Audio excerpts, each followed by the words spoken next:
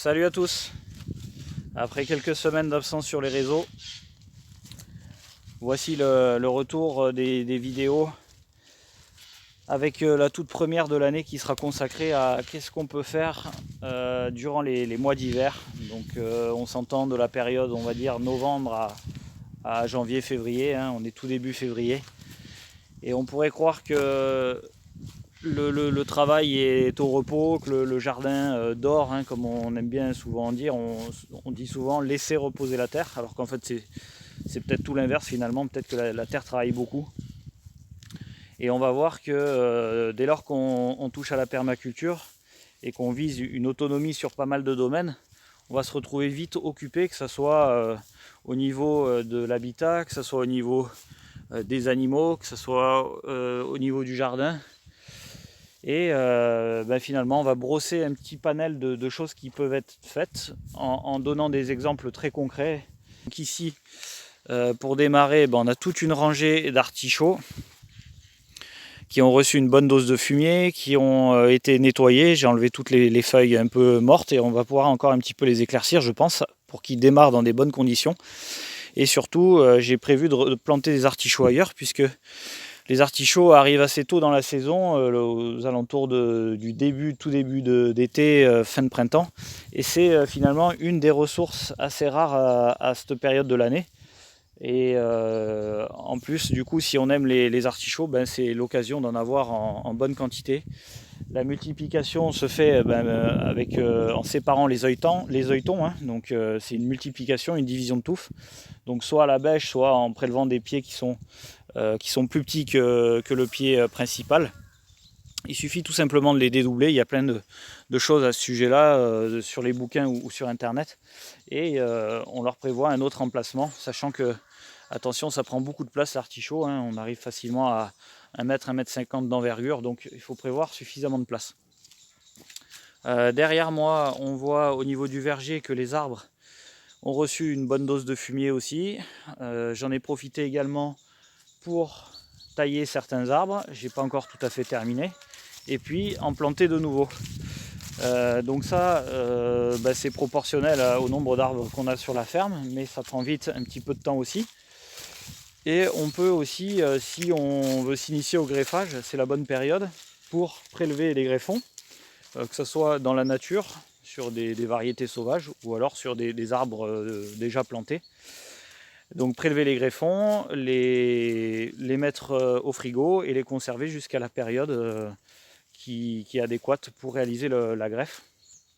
Durant cette période, on peut également marquer des arbres, des francs qui se trouveraient dans la nature ou qui ont poussé spontanément dans notre jardin. Je vous montrerai un petit peu plus haut. On peut leur mettre un petit ruban pour éviter de, par exemple, passer le rotofil et de les décapiter, ce qui serait vraiment dommage. En attendant de pouvoir les greffer avec les greffons, par exemple, qu'on aura prélevés. Donc tout ça, ça se fait maintenant. C'est ce qui concerne les vergers, les arbres fruitiers. Je vous passe la taille des arbres ornementaux ou autres espèces un petit peu sauvages. Mais voilà, la taille des arbres, c'est maintenant. Et les soins apportés au verger, c'est la bonne période avant que ça redémarre. Au milieu de notre verger, on avait une parcelle de sainfoin. On a planté dessus un triticale, hein, donc ça va être la période également où il va falloir amener un peu de fumier. Et c'est pour ça que j'ai réalisé des box tout autour de la parcelle pour pouvoir recueillir nos toilettes sèches, et ce qui évite des manutentions en se baladant de partout avec la brouette. Ça fait beaucoup d'allées et venues et trop de manutention. Donc vraiment, j'insiste sur ce fait-là, et c'est vrai aussi pour la partie maraîchage, la matière organique le plus près du lieu à épandre. Et donc, en gros, il n'y a pas un seul endroit qu'il faut prévoir pour accueillir la matière organique, il en faut de partout sur le terrain. Vous économiserez beaucoup de charges de manutention. Derrière moi, on voit les abeilles. Elles ont un début d'année qui est un petit peu difficile. Assez humide, beaucoup de brouillard, du froid, des gelées, un hiver normal, hein, comme on a rarement eu ici, mais avec trois bonnes semaines de gelée matinale, normale, hein, sans excès. Mais du coup, nos abeilles, elles sont très peu sorties. Elles ont consommé beaucoup de miel. J'ai terminé les ressources, les réserves que je leur avais prévues en miel. Et donc, il a fallu que je fasse du candy maison. Peut-être qu'on en reparlera à l'occasion. La grosse problématique, c'est maintenant quand leur servir, puisque on dispose de très peu de fenêtres finalement de météo pour pouvoir ouvrir les ruches.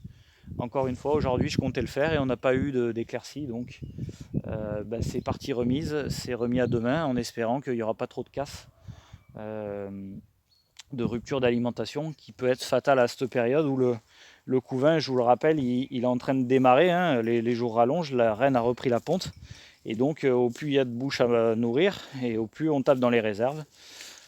Je passe à côté de tout ce qu'on peut faire dans les ateliers autour de l'apiculture, hein, donc cirer les cadres, entretenir le matériel, ranger le matériel, tout ça c'est des choses qui sont en général faites par l'apiculteur durant l'hiver. Et ça demande pas mal de boulot. Donc on va se balader maintenant dans le jardin, voir un petit peu ce qui s'y passe. Donc ici par exemple, cette planche de fraise qui a été un petit peu nettoyée parce que des ronces commençaient à devenir envahissantes. Une bonne dose de litière du poulailler, hein, composée de vieux BRF avec des fientes en fait des fientes de poule. Voilà, donc ça c'est pour l'amendement des fraises. Et ensuite on fera encore peut-être un petit désherbage au moment où ça va redémarrer pour que les fraises donnent le maximum de ce qu'elles peuvent donner. Au niveau de la serre, je ne vous ai pas montré, mais du coup j'ai préparé une planche ce matin et j'ai mis un mélange de salade en fait de saison. Sur la planche du milieu, on a de la salade, du chou chinois, de la mâche et surtout de la facélie qui s'était ressemée toute seule, et des petits pois rames qui ont bien pris le gel. Malgré que je leur ai mis 2 voiles d'hivernage, en fait ils avaient beaucoup poussé durant entre Noël et jour de l'an où il a fait très doux, et donc ils ont subi un peu le gel, hein, sous serre, on n'est pas totalement à l'abri du gel. De l'autre côté, une planche de mâche avec des petits pois nains sur les extrémités. Donc on va poursuivre ici, et j'en profite que j'ai les chèvres qui sont derrière moi. Donc vous voyez que pendant cette période, elles n'ont plus grand chose à manger et qu'elles s'attaquent facilement à l'écorce des arbres. Voilà, quand je vous disais qu'elles mettent la pression à la forêt, on voit un petit peu les stigmates sur les écorces ici. Elles cherchent des choses au sol, et donc c'est la bonne époque pour complémenter un petit peu l'alimentation avec de l'orge ou du maïs pour ma part. On leur donne un peu de pain sec, pas trop des grosses quantités non plus. Et la filière des recyclages de sapins est pas mal, c'est la première année que je teste ça. J'ai juste récupéré les sapins de la commune et finalement on voit qu'elles en raffolent et elles laissent pas grand chose. Elles mangent l'écorce, les bourgeons, les pointes, hein, voilà. Et donc ça c'est un bon plan, peut-être instauré dans sa commune en stipulant qu'on récupère les sapins pour le recyclage par nos chèvres. Ici de ce côté-ci, les bulbes, donc ils se portent plutôt bien. On a fait un petit apport de compost et passé un petit coup de houe maraîchère pendant que le sol était à peine gelé à 0 degré. Ça craquelle en surface, ça évite de trop marquer le sol, hein, si c'est humide. Des piges sur la butte qui matérialisent les endroits où devraient sortir les asperges qui auront 3 ans en fait cette année, hein. Donc on pourra vraiment prélever à partir de cette année. En permaculture, pour ceux qui utilisent des bâches, finalement on voit que l'activité biologique sous les bâches est vraiment intense, et donc quand on a l'opportunité d'en récupérer, c'est la bonne solution. C'est réutilisable, ça dure assez longtemps, il faut juste prendre soin de ne pas les déchirer, mais on s'aperçoit que c'est très efficace, du moins que le sol reste humide dessous. Voilà. Et en plus on opère un désherbage assez radical. C'est pas mal d'atouts finalement. Voilà, il y a pas mal de zones comme ça où j'ai commencé sur des planches à mettre des plastiques de tunnel nantais. Alors poser directement au sol comme ça, il y a plusieurs fonctions. C'est que ça empêche les petites pluies qui tombent en ce moment de faire en sorte que mon sol ne se réessuie pas correctement. Ce qui fait que dès que je vais pouvoir débâcher, mon sol se sera peut-être un petit peu réchauffé si on a 2-3 rayons de soleil. Et en plus de ça, la terre sera bien ressuyée pour réaliser un semis dans de bonnes conditions. Donc ici, par exemple, je vais faire des petits pois rames. Vu la largeur de la plate-bande, je vais pouvoir sûrement mettre autre chose, je ne sais pas encore quoi exactement. Mais il n'y aura pas de tunnel à ce niveau-là, puisque la période des petits pois, c'est maintenant. Et en gros, j'ai pas besoin d'un tunnel pour les forcer. Mais c'est simplement pour faire en sorte que la terre soit bien réessuyée le jour où je vais faire mon semis, peut-être demain ou après-demain. Donc dans la même idée, un petit peu plus haut, on a fait la même chose pour réaliser également une rangée de, je pense que ça sera des pois mange-tout. Donc pareil, hein, on est toujours dans la même famille hein, que les petits pois. Et donc au milieu des poireaux qui eux vont continuer à grandir jusqu'au mois de juin. Donc sur la rangée centrale en fait, on va démarrer nos petits pois, mais encore une fois, ils ne seront pas sous tunnel, il n'y a pas besoin de forcer nos petits pois à cette période. Peut-être qu'on laissera, après le semis, on remettra le plastique pour que la terre se réchauffe bien. Et on sait qu'au bout d'une semaine, on va l'enlever, puisque environ 10 jours après, nos petits pois devraient commencer à sortir. Ils vont se retrouver sous le plastique, c'est pas bon. Potentiellement, je vois un deuxième intérêt, c'est que ça peut réaliser une sorte de faux semis. Il y a des choses qui vont lever autour, notamment des mauvaises herbes. Et on peut passer un petit coup de houe de part et d'autre des petits pois à ce moment-là. Ici, on a nos planches. Une planche de cartonnée en fait, avec beaucoup de matière organique dessous. Et donc là, c'est les patates qui vont être implantées ici, mais pas encore, hein, puisqu'ici, nous, on a des gelées tardives sur le terrain. Et donc, on va faire des trous à l'essie-cloche en quinconce et implanter nos pommes de terre, mais probablement pas avant la fin mars ou mi-mars. De ce côté-ci, on a des blettes qui vont continuer de pousser et viendront par la suite probablement des haricots qui seront démarrés sous tunnel, début avril ou mi-avril. Ici, on a des petits pois avec de part et d'autre des salades et des carottes. Donc cela a été sous tunnel et je viens de l'enlever puisque là, pour la semaine qui vient, voire les 15 jours, il n'y a plus de gelée d'annoncer. Je pense qu'ils vont pouvoir faire face par eux-mêmes. Quand je vous parlais tout à l'heure qu'on peut matérialiser en fait les arbres qu'on souhaite greffer, celui-ci est sorti tout seul, donc c'est un cerisier. On est sur un sillon, c'est un arbre qu'on va pouvoir greffer, soit en vue de le laisser en place, mais il est proche d'un pommier qui est juste derrière, ou soit en vue d'être déplacé la saison suivante. Donc attention, quand ça pousse, il y a de la végétation, on a vite tendance à passer le rotofil et à le décapiter. Donc moi je vais lui mettre un petit peu de peinture pour bien le matérialiser. Et donc il recevra sûrement un greffage dans la saison quand ça sera plus propice, un greffage de cerisier. Ici on va faire une planche avec des graines de saison, donc on va mettre épinards, laitue, ça sera sûrement des rennes de mai et possiblement des radis aussi. Je ne sais pas encore si je fais des carottes également, ça fera un gros mélange de graines à voir. Donc celui-ci démarrera sous tunnel, hein, pour vraiment le forcer au démarrage. Et voilà, après les autres planches sont en train de travailler tout doucement, la matière organique joue son rôle. Et, de ce côté-ci, encore une planche de pommes de terre. Et ici, pas mal de matière organique a été mise uniquement sur les allées, puisque je continue à prélever de la salade et des betteraves, etc. sur mes planches. Mais je vais bientôt y faire un amendement, passer un coup de rotofil et en vue de finalement réaliser les semis suivants. De ce côté-ci, on a une zone qui était très très enherbée, avec des framboisiers et des fraisiers.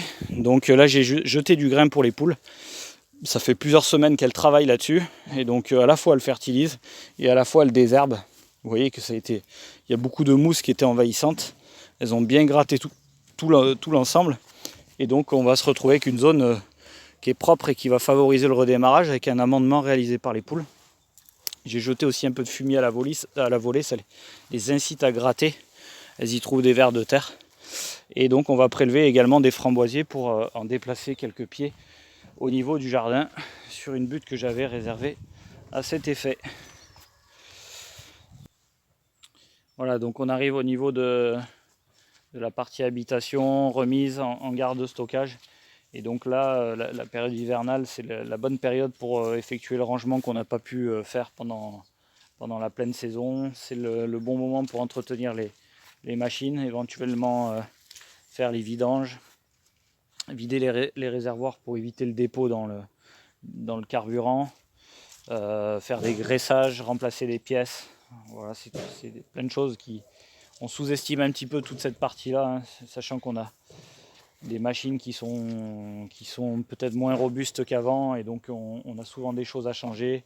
Les délais de livraison des pièces sont parfois longs, et donc il vaut mieux prendre un petit peu d'avance maintenant, faire du rangement en vue de rattaquer la pleine saison. Dans les serres, c'est pareil, il va falloir libérer maintenant de la place pour venir accueillir les semis, et commencer à envisager surtout l'organisation, la ventilation, comment on va disposer nos caisses de semis, etc. Pour pas avoir trop de manutention et pas trop d'opérations à faire. Sachant que la journée, il faudra penser à ventiler les serres, et la nuit à protéger éventuellement contre de fortes gelées encore. C'est très probable jusqu'au mois de mars-avril. Donc voilà, tout ça c'est à prévoir maintenant. Commencer à faire ses commandes de terreau, à regarder les pots un petit peu, ressortir les pots. Voilà, je crois que j'ai fait à peu près le tour. Et voilà, je ne vais pas trop m'étendre sur l'habitation. Chacun sait qu'une habitation nécessite pas mal d'entretien.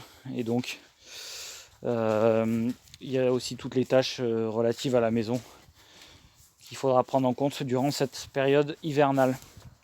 J'oubliais aussi par rapport aux animaux, la nécessité de bien vérifier les clôtures, les crampillons, le passage du courant, les arbres qui touchent les clôtures, bien nettoyer d'environ 1 mètre, 1 mètre 50 autour des grillages, parce que le redémarrage est très brutal au printemps, et on a des ronces par exemple qui vont prendre facilement 50 cm voire 1 mètre en très peu de temps.